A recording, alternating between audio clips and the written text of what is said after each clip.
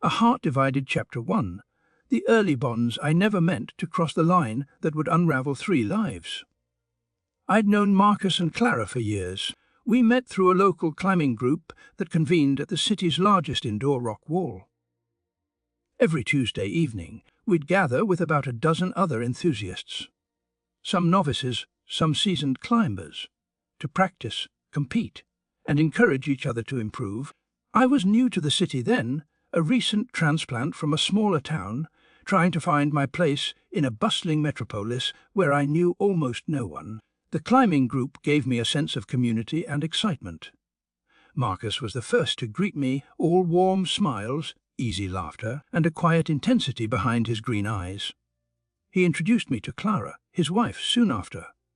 She was reserved at first, but her reserved nature wasn't aloofness. It was simply her cautious way of reading people. Her quiet intelligence drew me in. When she did speak, it was with depth and sincerity. The 3 of us quickly became close. In a group of a dozen climbers, it wasn't surprising that smaller pockets of friendship formed, and ours was among the tightest. Even outside of climbing, we met up on weekends, sometimes for a hiking trail, other times for a laid-back dinner at one of the new restaurants popping up around the city. We realized we shared numerous interests.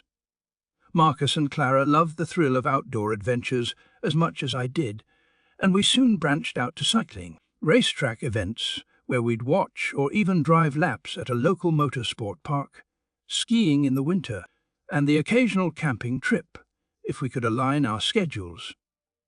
They were the sort of couple who embodied teamwork.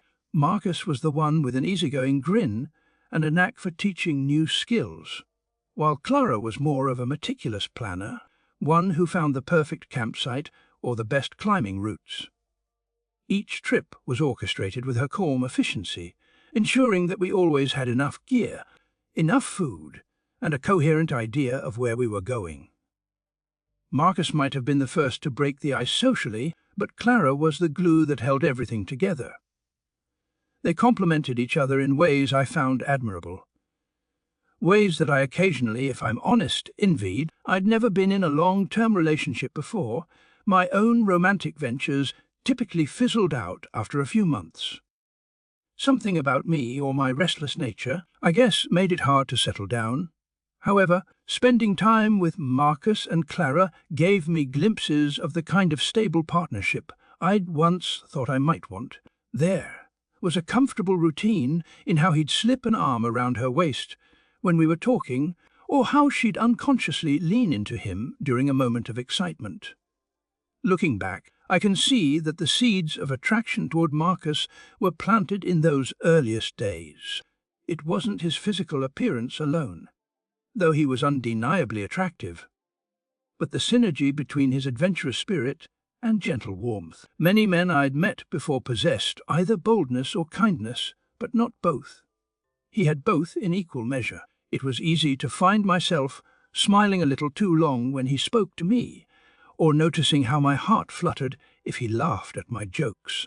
I figured it was merely a harmless crush, the kind that dissolves once you remind yourself he's taken, he's married. The intangible spark I felt whenever he'd pat my shoulder after a successful climb or share a private grin at some inside joke was something I pushed aside. I told myself it was normal to develop a small admiration for a close friend, especially one who was so compatible in interests. Friendships often have these mild tensions or what-ifs that never materialize because moral lines remain clear. Clara never seemed concerned by how well I got along with him. Perhaps it was because I was also her friend, and she trusted both of us implicitly. We had our own bond, coffee catch-ups on slow Sunday mornings, or wandering through local art museums when Marcus was busy. She even confided in me about her work challenges in graphic design. She'd vent about difficult clients, couldn't decide on a color scheme, and I'd do my best to listen, offering moral support, even if I understood little about graphic design. She made me feel needed. I made her feel heard. For about 4 years, that equilibrium held. Marcus and I never breached any boundaries. We recognized that spark of connection, but respected each other enough, and respected Clara enough, to let it remain buried. Whenever my mind drifted toward dangerous fantasies of what if, I'd think of Clara's unguarded laughter or recall how often she'd included me in their plans. My guilt over even mild daydreams would check me instantly. I refused to become the sort of person who betrayed a friend, especially one who had trusted me so wholly. Yet the more I tried to bury the attraction, the more clearly I felt it.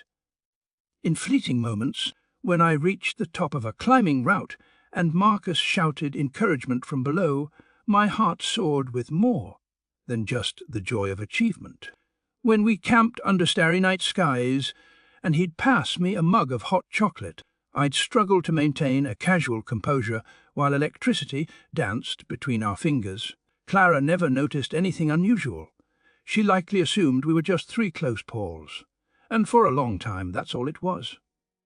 In my mind, everything was under control. I thought a line had been drawn, a barrier of respect that none of us would cross. Little did I know that lines sometimes blur in the smallest, most unexpected moments.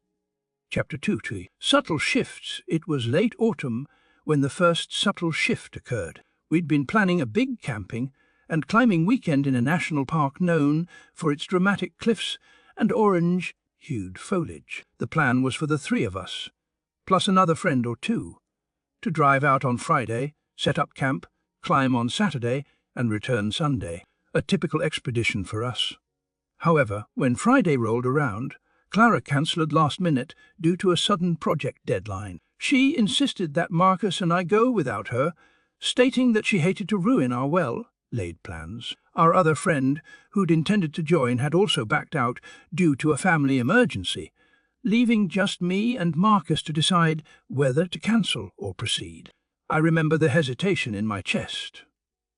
On one hand, I worried it might look odd to go on a camping trip alone with Clara's husband, yet she brushed aside my concerns, going so far as to say, "You two have looked forward to this for weeks. Marcus has been talking non-stop about tackling that new route. If I can't go, at least one of you should. Trust me, I'm not offended." Marcus also seemed hesitant, but only for a moment. With a grin, he shrugged. "We can always do a shorter trip. If it makes you uncomfortable, we can skip the overnight part and just do a day climb." His sincerity eased my own reservations. So we agreed we'd go for the day, leaving before dawn and aiming to get back by nightfall. No tents, no campfires. Just an intense day of climbing and scenic enjoyment, perfectly innocent. The day itself was glorious, crisp autumn air, leaves shimmering red and gold, the sun gliding through a sky so blue it made your heart ache. Marcus and I drove out in his SUV, chatting easily about everything and nothing. Music, movies, random jokes. Despite a small knot of self-consciousness in my stomach, I allowed myself to relax in his company, reminding myself that Clara had given her explicit blessing.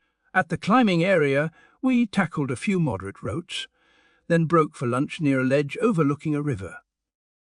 The conversation grew more personal. He asked me about my childhood, something we'd never deeply discussed. I ended up telling him stories of small life, town learning to ride a bike on dusty roads, skipping rocks in the local creek, dreams of one day exploring mountains far beyond my little hometown. He seemed genuinely engrossed, offering his own memories in return. He grew up in a bustling suburb, longing for wilderness adventures. That longing, he said, was what spurred him to try rock climbing in college. There was a moment, barely a heartbeat, when our eyes caught, and it felt as though the entire world briefly fell away.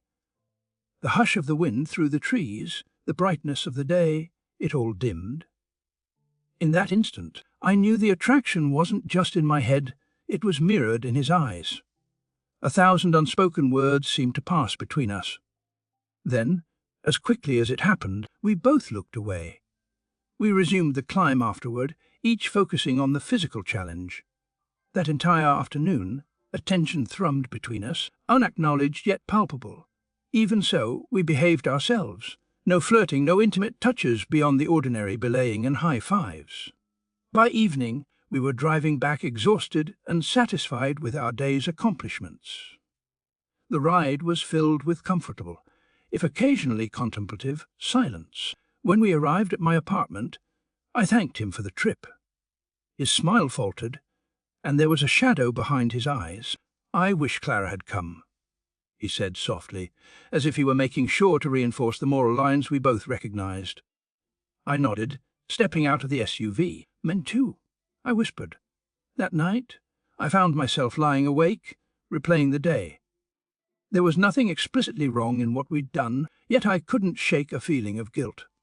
Something had changed. An intangible closeness, an unspoken acknowledgement of the spark we'd been carefully ignoring for years. I sensed we'd approached the boundary of a dangerous precipice. Days turned into weeks. As the leaves fell from the trees, so did the illusions that my attraction was harmless. We resumed our usual group outings, and Clara rejoined us for weekend climbing sessions. Everything seemed back to normal, except that I felt Marcus's gaze on me more often, or I'd catch him glancing away when I turned to look at him. We never talked about it, never mentioned the day trip in any special light, never crossed lines in the presence of Clara or anyone else. It was as if we silently agreed we won't speak of it. We remained friends, nothing more. In truth, I believed that vow would hold forever. Neither of us was foolish enough to sabotage a marriage or a strong friendship over fleeting feelings. Or so I thought. Chapter 3, Cracks in the Facade. Clara noticed my mood changes before long. She was perceptive, after all. A woman who could read body language and nuance from across a room. One evening after a routine climbing session, we parted ways with the group, and I planned to head home. Clara stopped me in the parking lot, her eyes searching my face. "Is everything all right?" I blinked, feigning ignorance. "Sure. Why?" "You seem I don't know." Distracted, distant, she said carefully. "I just want to make sure you're okay. You've been skipping a few of our coffee catch-ups, and you rarely do that." I scrambled for a lie. "Work's been busy." I managed, offering a half-hearted smile. "I guess I'm stressed. Nothing major." She hesitated, then gave a small, understanding nod. "If you ever need to talk, I'm here. You know that." Guilt smouldered in my chest. She was offering friendship and concern, unaware that her presence alone reminded me of the ever-growing tension with her husband. I assured her I was fine, hugging her goodbye, and drove off wishing the swirling confusion in my heart could vanish overnight. Meanwhile, Marcus seemed equally unsettled. In group settings, he smiled too widely, talked too loudly, as if trying to prove everything was normal. He rarely initiated one-on-one chats anymore, yet there were times I felt he lingered near me, wanting to say something but holding back. Once, I caught him fiddling with the lock on his climbing harness, staring at me as though grappling with some internal conflict. When I asked if he was okay, he simply shrugged and changed the subject. Our mutual avoidance strategy worked for a while. The approach, ironically, reinforced that the attraction was real and needed to be tamed like a caged beast. We stuck to group outings, never allowing ourselves to be alone, and everything looked outwardly fine. Yet inside me, longing brewed. I found myself replaying the memory of that trip over and over, his laughter echoing in the crisp autumn air.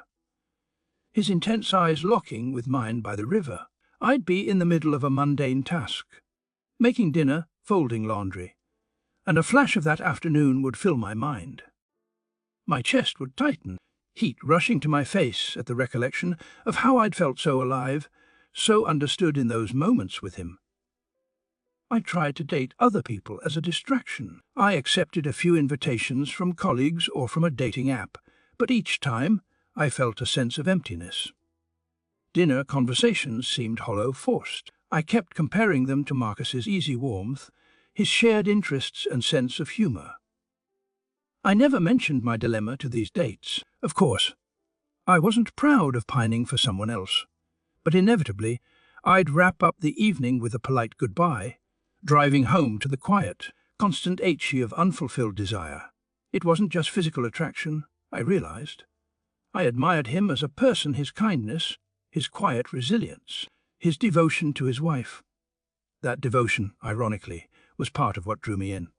He was a man who valued loyalty, someone who'd never want to hurt Clara, and that meant he'd never want to hurt me either.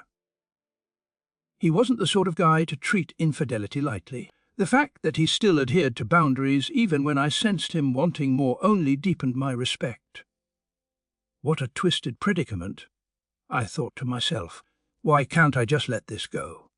Yet desire isn't rational.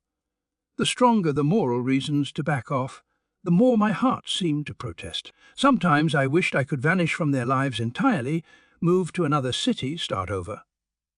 But I also loved my job, my life here, and, despite everything, my friendship with them. So I stayed.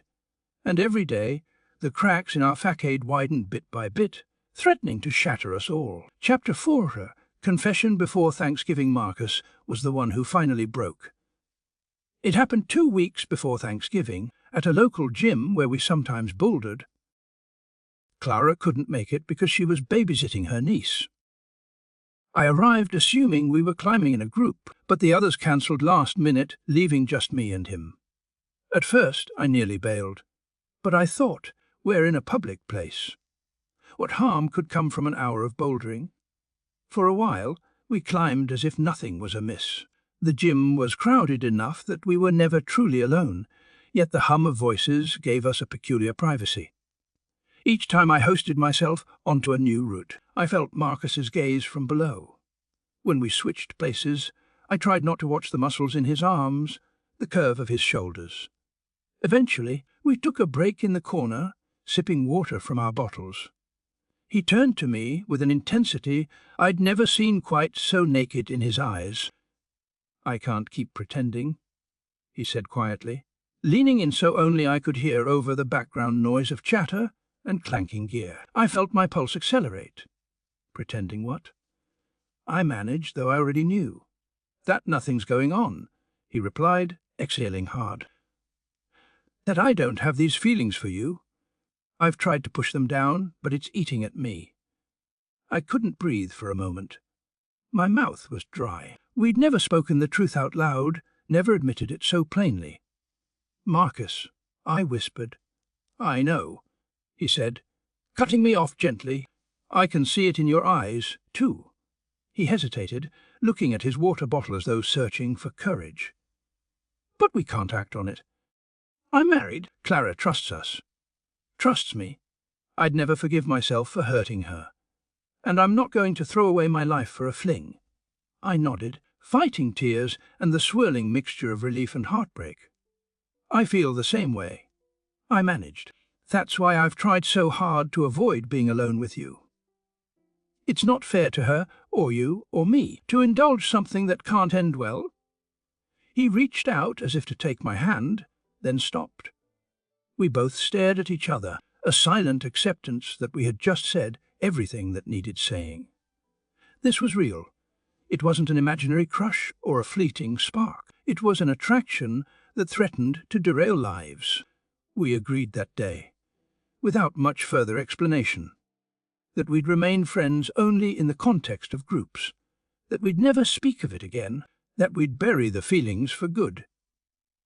With Thanksgiving and the holiday season coming up, there would be plenty of distractions, plenty of reasons to meet with other friends or family instead of each other. I recall driving home that night, tears blurring the streetlights. Part of me felt a strange sense of closure. We'd acknowledged the feelings and decided to do the responsible thing. Another part felt gutted, as if I'd just lost something vital I never really possessed in the first place. I had no illusions, though. His marriage, his life with Clara, had to come first. I told myself this is the end of that chapter. It has to be. Chapter 5. The one night, the days passed. Thanksgiving approached, with usual flurries of invitations and dinner plans. Clara texted me about their big family gathering, which included some relatives flying in from out of state. She sounded excited, and I was genuinely happy for her. I spent Thanksgiving with my own distant cousin, quietly. It was easier that way, less chance to see Marcus, less chance to stir up trouble. But shortly after the holiday, the weather turned unseasonably mild, prompting a spontaneous climbing day trip. A group of us, including Clara and Marcus, planned to hit a nearby crag. That morning, Clara woke up with a bad headache, borderline migraine, and backed out. She insisted Marcus go anyway, especially since some friends from out of town were meeting us there. I considered backing out myself, but there were multiple people going. I reasoned it would be safe, and it was, at first. The climbing was in a group setting, as planned. The out-of-town friends left early, though, wanting to catch a show in the city. That left me Marcus and 2 others. Then one of the others twisted an ankle, not badly, but enough to want to go home. The second friend volunteered to drive them back. Suddenly, near the end of the day, it was just me and Marcus again, alone in the golden light of late afternoon. We were in a small clearing near the base of a towering cliff. A hush fell, the wind whispering through pine needles overhead. A sense of déjà vu tugged at me. We'd been in a similar situation a month ago. Vulnerable, tempted. This time, though we had explicitly acknowledged the attraction, we'd sworn we wouldn't act on it. The tension was tenfold. "I'll pack my gear," I said, forcing a businesslike tone. "We should head back before it gets dark." He nodded. "Sure, let's be quick." But while coiling ropes, we started talking. Soft, unguarded conversation about how we'd spent Thanksgiving. Marcus mentioned that Clara's extended family was staying another week, and he sometimes felt overwhelmed by the constant bustle in the house. I admitted I'd felt lonely at my quiet table. Before long, we were sharing more intimate details, how he'd had a dream about me last night that jolted him awake in guilt, how I'd caught myself thinking about him in the middle of a random day. The words came out haltingly, laced with remorse. Each confession stoked the embers we swore we wouldn't rekindle. At some point, I'm not sure who moved first, but we ended up in each other's arms. One second, we were both lamenting the struggle. The next, our mouths found each other in a hungry, desperate kiss. I remember trembling, my entire body aflame with longing. He pulled back, eyes wide, but I clung to his jacket, not wanting him to leave. All the moral lines we'd carefully drawn blurred in an instant. Against our better judgment, we ended up back at his place. Clara was out of town, staying with her parents for a few days. Or so he said. My memory of the exact details remains hazy, overshadowed by the rush of adrenaline and guilt. We talked for hours, or maybe minutes, sitting on the living room couch, faces inches apart, hearts pounding. He told me how he'd tried to quell his feelings, but the more he tried, the more they grew.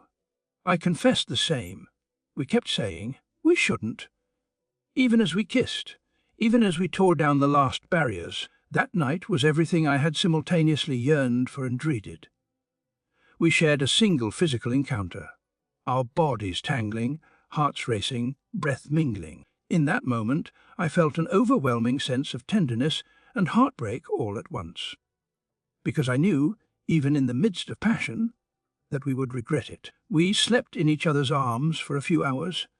At dawn, I awoke to see him gazing at me with an expression torn between love and self-loathing.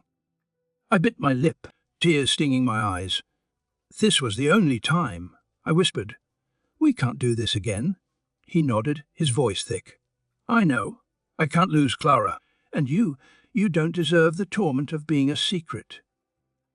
He didn't mention whether he felt guilty about betraying her. That was implied by every pained look on his face. I left soon after, driving home in a daze. Once in my apartment, I broke down sobbing for hours. What had I done? I had let desire overshadow my respect for Clara, for marriage, for the boundaries we'd set. The guilt was suffocating. Never again, I told myself. I have to live with this mistake. I can't fix it, but I won't compound it. Chapter 6 long-distance tease, a strange lull followed.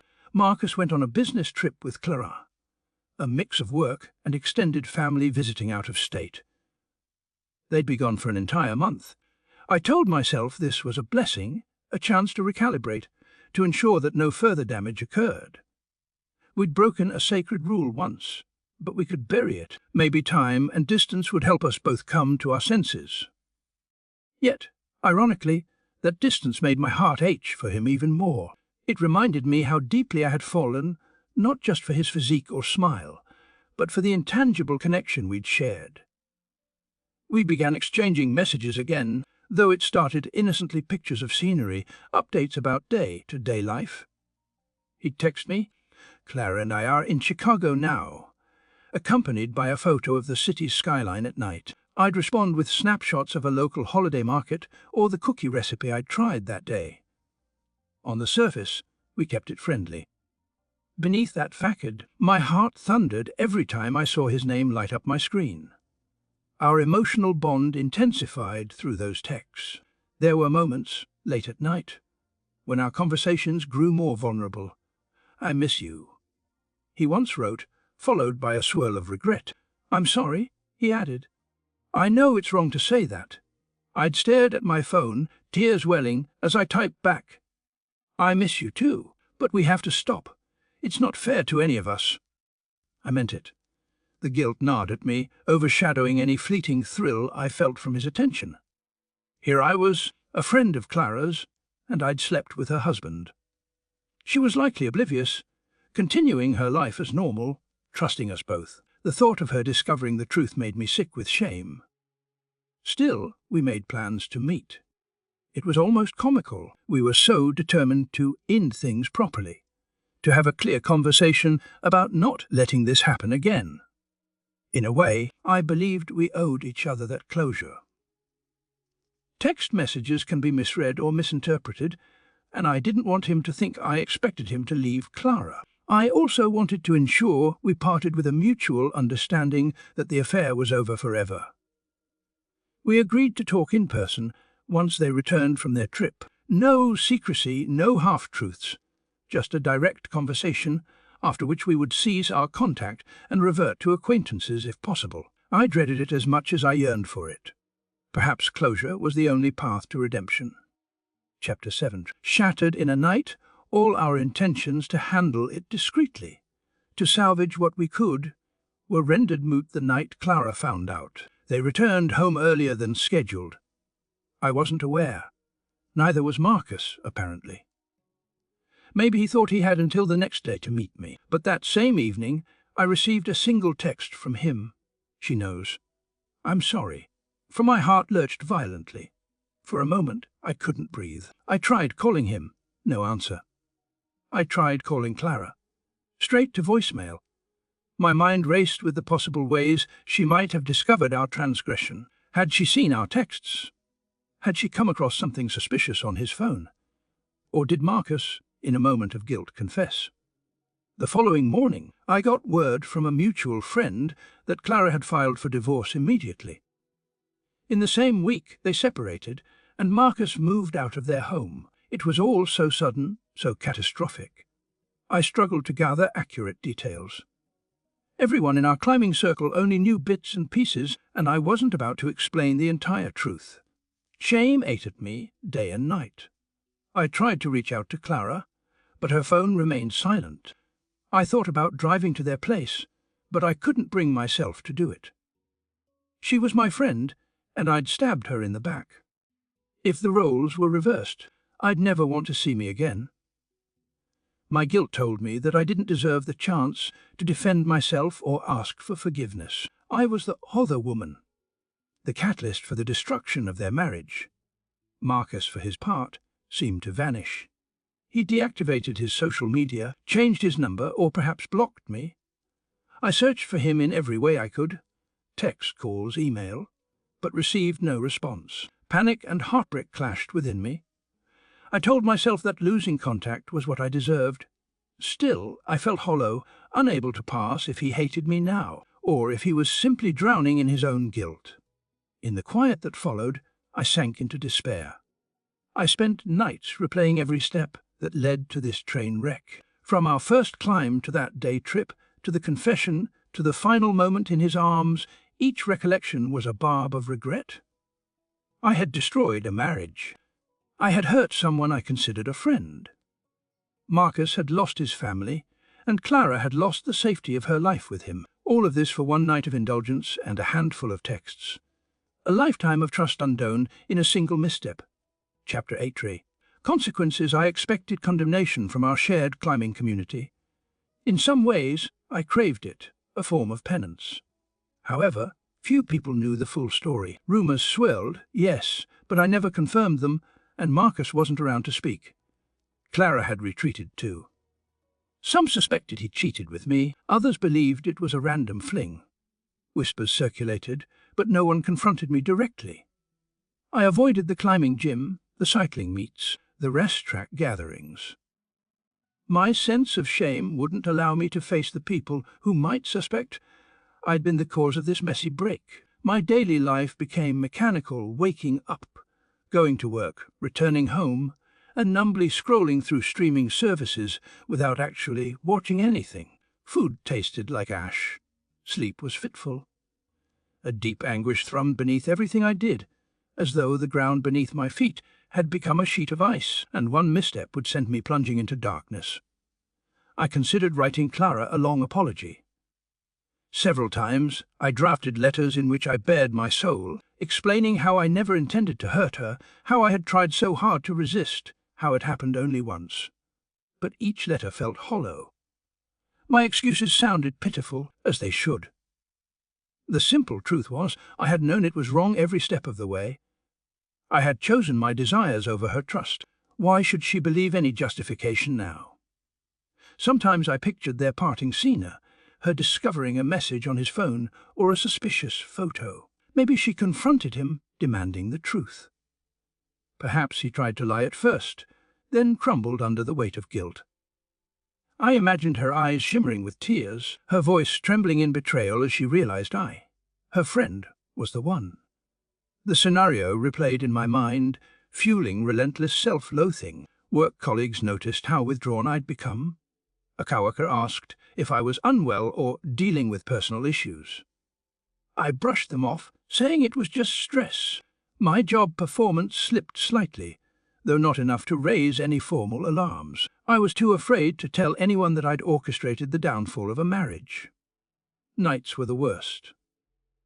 Lying alone in bed, I'd clutch the pillow, remembering Marcus's arms around me, the warmth of his body.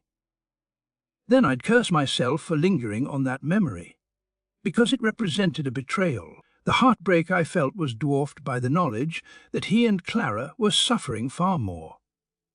They'd lost a shared future, trust, a bond that had taken years to build. I'd stolen that from them. Chapter 9. Guilt and reflection. Eventually, I sought therapy. It was the only step I could think of to regain some semblance of sanity. The therapist listened calmly as I recounted the events, from the initial friendship to the final cataclysm. She didn't judge me, at least not openly. Instead, she asked gentle questions. What needs did you feel Marcus was fulfilling for you? What prevented you from walking away sooner?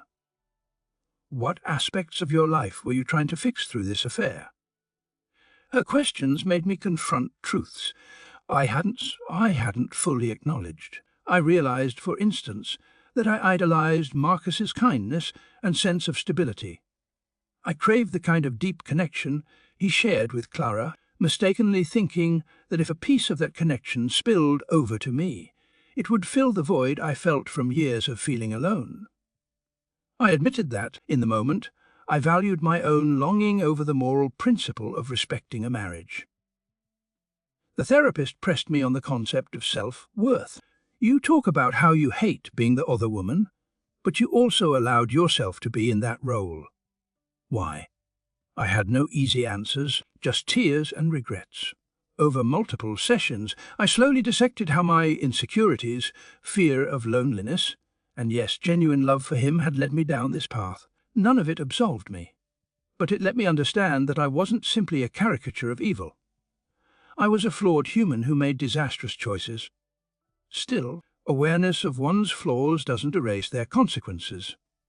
Every day, I woke up to the reality that Clara's marriage was in tatters, that Marcus had uprooted his life. I pictured him alone in some sterile apartment, or crashing on a friend's couch, grappling with heartbreak. He'd lost both his wife and one of his closest friends in the same blow. And Clara? She must have been drowning in betrayal, maybe even questioning her entire self-worth or her ability to trust again. I didn't dare approach them. The last I sent Marcus went unanswered. I wrote simply, "I'm sorry for everything. I hope you're safe." No reply. The time for contact had passed. The damage was done, and I was the instigator. One evening, while flipping through old photos of me, Clara, and Marcus on my phone, I was struck by how happy we all looked in each shot: climbing sessions, group dinners, silly road trip selfies. I recalled how, in each of those moments, I genuinely cherished their friendship. The cynic in me might say it was all overshadowed by my attraction to Marcus, but the deeper truth was that I did love them both in different ways. Clara was a friend I admired, Marcus was the man I couldn't have. Together, they represented a slice of life that felt whole and fulfilling. Until I shattered it, I realized I missed Clara in a genuine, platonic sense. I'd grown accustomed to her quiet presence, her unspoken support. I missed her laughter, her occasional wry teasing. But contacting her again felt impossible. The magnitude of my betrayal demanded I keep my distance. As the weeks rolled on, the emotional storm inside me began to settle into a dull ache. Therapy helped me realize that punishing myself relentlessly wouldn't help anyone. If anything, it might blind me to the lessons I needed to learn. I had to accept that I'd done something unforgivable in many people's eyes. My path forward lay in trying to become a better person, even if it was too late to fix the damage. Chapter 10, the road ahead. Months after the affair, I moved to a new apartment. The old one was too steeped in memories. Of that early morning drive home from Marcus's place, of nights spent waiting for a text that might or might not come. My new place was smaller, simpler. It felt like a fitting metaphor for my life now, stripped of illusions, hopefully on a path to honesty. I lost contact with most of our old climbing circle. Partly out of shame, partly out of a desire to give Clara and Marcus space to reconstruct their lives. I still climbed, but I joined a new gym, avoiding the places we used to frequent together. Sometimes I felt the urge to check their social media, maybe see if Clara was traveling or if Marcus had posted about a new job. But I resisted. I reasoned that I had no right to linger in their world from the shadows. If they wanted to move on without me, I wouldn't stand in the way. Over time, the acute pain dulled. I found new interests. I tried painting for the first time, took a short trip abroad, and started volunteering at a local animal shelter. Therapy continued, guiding me toward introspection rather than self-flagellation. I discovered that a big part of me had used excitement, climbing, road trips, flirting with danger, to cope with a deeper dissatisfaction. Addressing that dissatisfaction meant facing my own loneliness and fear of a conventional, stable life. I often repeated a mantra to myself: never again. Never again would I allow myself to cross a moral line so blatantly. If I felt drawn to someone unavailable, I'd remove myself from the situation immediately. If I recognized unrequited emotions, I'd walk away before they festered. It was a lesson learned too late to save Clara and Marcus, but maybe in time to keep me from wrecking someone else's life. I can't say I found closure, not truly, because closure would mean some resolution with them. Chance to apologize face, to own my mistakes and see if there was any capacity for forgiveness. That moment never came. Instead, I had to live with the understanding that forgiveness might not be an option, and that I had to forgive myself enough to keep living, keep growing. Rumors reached me through the grapevine that Marcus and Clara's divorce became final after a few tumultuous months. He'd tried to reconcile, but she wouldn't hear it. The betrayal was too great. People said Clara sold the house and moved to a new city for a fresh start. Marcus apparently relocated as well, possibly for a new job. Whether he still thought of me or hated me, I have no idea. I found no comfort in the knowledge that I'd shaped their future in such a devastating way. I only hoped they could heal, find happiness again, separately or however life led them. In my darkest nights, the guilt flared. I'd wake in a sweat, dreaming that Clara was standing in front of me, tears on her cheeks, asking why, and I had no answer, or that Marcus was reaching for me across a chasm, but the gap was too wide. Yet as time passed, these nightmares came less frequently. Slowly, I learned to carry the weight of my actions without letting it destroy me entirely. I realized that I do, in fact, deserve the blame. I am the one who betrayed a friend, who enabled a man to cheat, who pursued my desires over morality. It's not that I hate myself forever, but that I accept responsibility for a grave mistake. And in that acceptance lies the kernel of growth.